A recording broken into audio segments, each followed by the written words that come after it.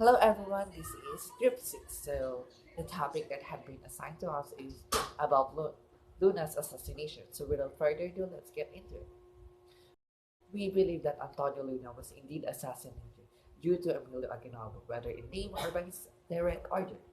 It has been observed that Aguinaldo had all the motives to initiate Luna's assassination, whether indirectly or directly, due to the following. So for the first evidence,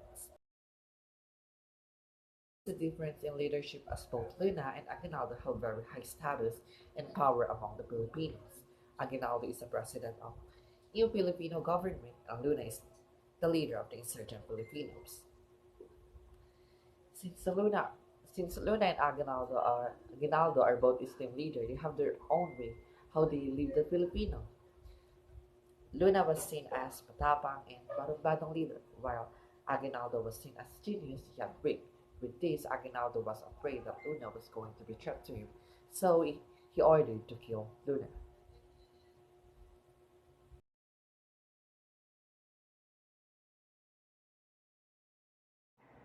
Evidence number 2.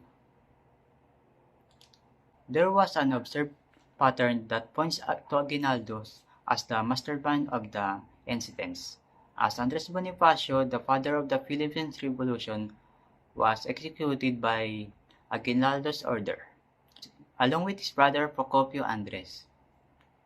Bonifacio, also a Filipino leader, rivaling Aguinaldo's power. So it's logical to say that Aguinaldo had ordered his men to kill Antonio Luna, as Luna also rivaled his power. This was reported by another Filipino leader, Pedro Paterno. So may naobserbahan daw pong pattern na nagtuturo kay Aguinaldo bilang utak ng aksidente. Dahil si Andres Bonifacio din ay pinatay sa utos ni Aguinaldo. So, kaya't makatuwiran pong sabihin na ipinautos ni Aguinaldo na patayin si Antonio Luna dahil sa kaagaw niya din ito sa kapangyarihan.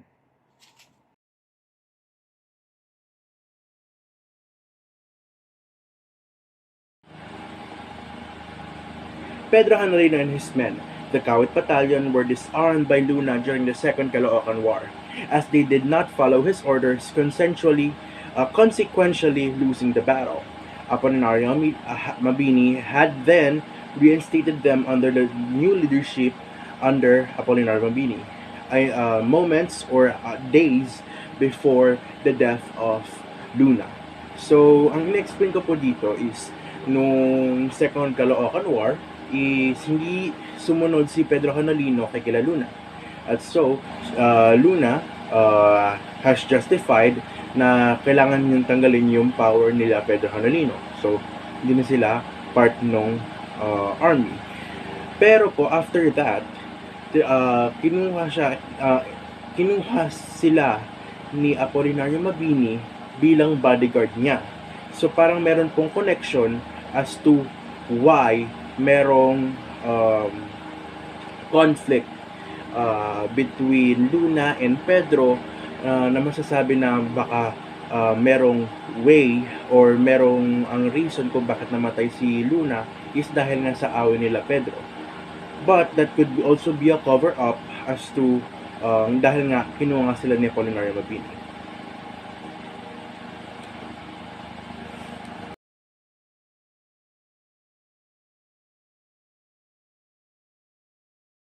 On the day that Luna was assassinated, he was summoned by Aguinaldo to their meeting place in Cabanatuan City, Nueva Ecija. When he arrived there, Aguinaldo was nowhere to be seen and was reasonably upset.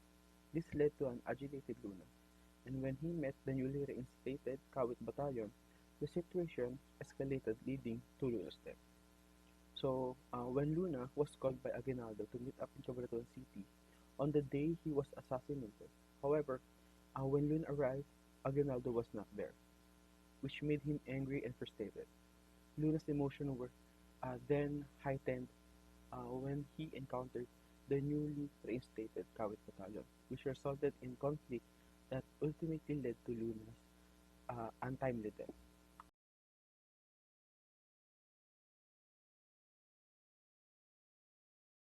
Evidence number 5.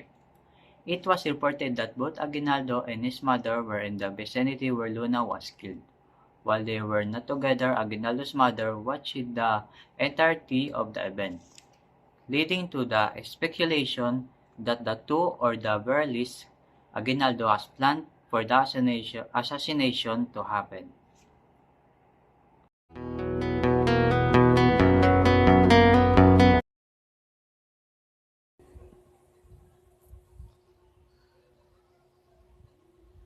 Evidence number 6. After Luna's death, Aguinaldo refused to investigate the event and blamed the American spies or rival factions within the revolutionary government. This led to the speculation that Aguinaldo was covering up his involvement in the event. So, after the event of Luna, Aguinaldo was questioned who killed Luna.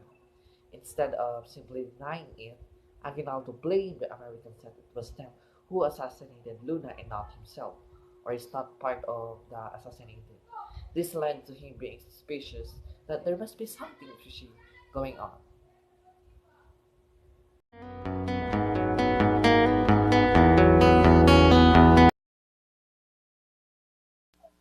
Evidence number 7.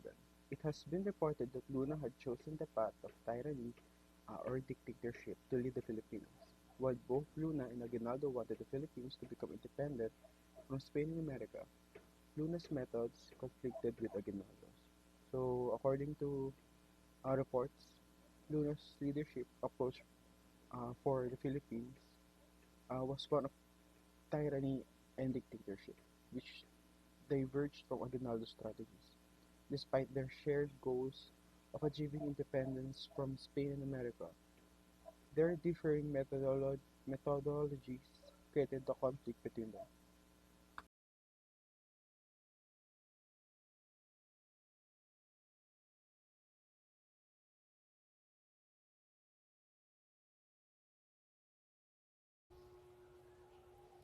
So, for the first question, what is the controversy all about? The controversy is about the truth regarding the death of Antonio Luna. It was said that Emilio Aguinaldo killed or assassinated Antonio Luna, while others claims that Emilio Aguinaldo was not part of the assassination regarding Antonio Luna or has no involvement to the death of Antonio Luna.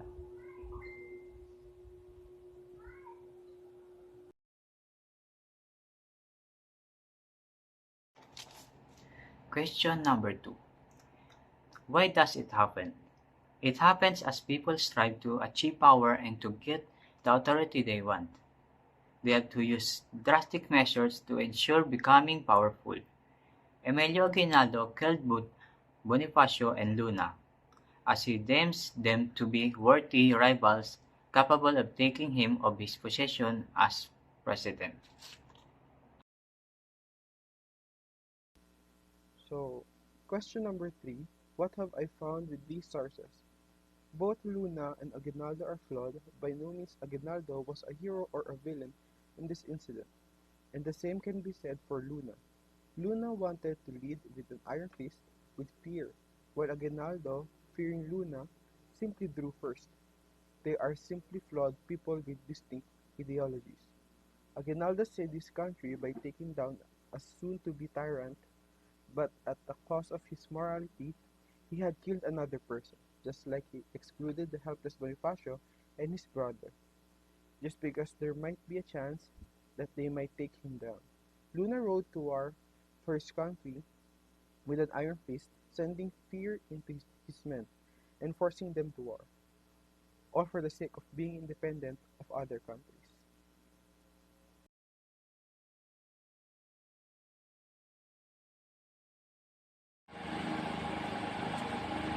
What was the conclusion? Whether or not Aguinaldo ordered Luna's death, understanding the situation and underlying politics of the event shaped the development of Philippines history. Aguinaldo may or may not have ordered it, but it stands to reason that Aguinaldo benefited the most from Luna's death, and that all pieces of evidence lead up to him, no matter how hard he covers the story up or how hard he denies involvement. So, ang conclusion natin, ang ending natin, kahit ano man ang sabihin ng ibang tao, ano man ang belief natin, Kahit bang hindi nga talaga pinapatay ni Aguinaldo, kahit yun man ang truth, the point is, or the truth is, Aguinaldo benefited a lot. Marami siyang nakuhang benefits sa pagkakamatay ni Luna. At lahat ng ebidensya or lahat ng um, information, witnesses, motives, lahat na kay Aguinaldo. Lahat, it all points to Aguinaldo. So, it's not whether or not Aguinaldo was honorable or not, or whether or not Luna deserved that death. It's that Aguinaldo reached or was the single most suspect or the perpetrator of the crime.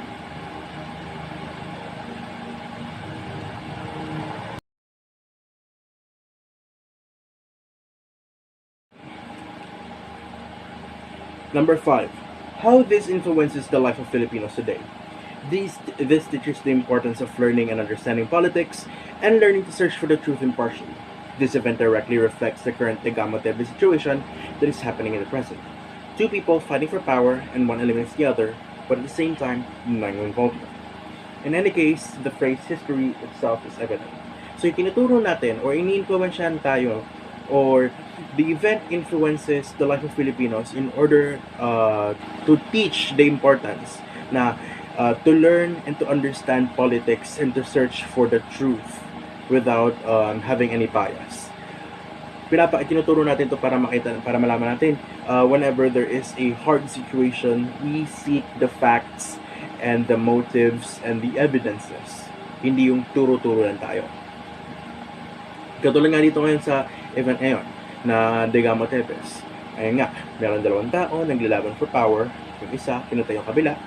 Ngayon yung pumatay, nagdedeny ng involvement, even though there are a lot of motives and a lot of evidences against him. Ayun nga, history repeats itself. We need to learn from the history in order to prevent of it repeating. So kailangan nating intindihin yung mga past. So we learn from them and so we can avoid for it repeating.